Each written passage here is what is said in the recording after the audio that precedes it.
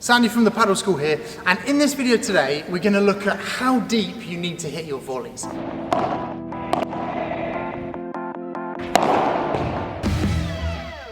Now this is something that people have a lot of problem with, that they come in from tennis and they're volleying really fast and they're wondering why their volleys aren't being put away and why they're not finishing the points. So in this video we're going to talk about the depth of your volley and where you should be hitting it if you want to try and win the point. First of all, I want to dispel the myth that the deeper the better, because when you come to a paddle court, especially if you're playing someone that is more experienced or a good paddle player, if you're aiming deep in the court, unless there's loads of slice, they're going to prefer to play after the glass. A lot of players, when they get to a good level, they like to wait for the ball to come off the glass because they know it's going to slow down, and also it gives them time to organise themselves and see where your opponents are going to be. So it's not always the case that you should be aiming right at the back of the court. Here you can see these deep volleys are coming off the glass, and if you're playing against someone who's confident with the glass at a lower level, this might be a squash player for example, then this could be less effective than hitting a shorter volley. So with that in mind, if you're playing against someone that is good off the back glass, you should make your target area in front of the service line. If you aim in front of the service line, it's more than likely that they're going to have to take that ball before the back glass. If you're hitting it with a little bit of slice and controlled speed. If you hit hard and flat, then more than likely, even bouncing up here, it will still come off that back glass. So again, it depends what type of person you're playing against. If you're playing against someone that's from, say, a tennis background or someone that doesn't like playing after the glass, then yes, you can make your target area a bit deeper in the court, but someone who is good and they enjoy playing off the glass and you want to make them play before the glass, then your target area is further up the court. Here you can see a shorter volley is making him play in front, and either he's taking the ball on the rise or a half volley, but in an ideal world you want to hit a volley where the second bounce is by that back glass, and it's a difficult decision. So still a short ball with a bit of slice, and then they have to defend like that.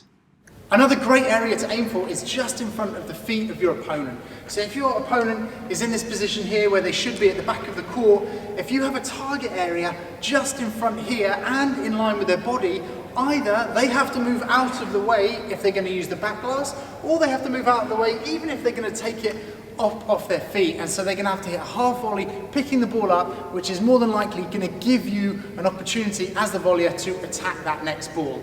Now all of these shots with the depth, you want to try and hit a little bit of slice on that ball, and that will keep the ball low, because if you mistime it and say you aim for here but it actually goes a little bit deeper, if you've got slice on it, it will still be a difficult ball to retrieve, whereas if you hit flat, that ball will come off the back glass and the advantage will be with the defender.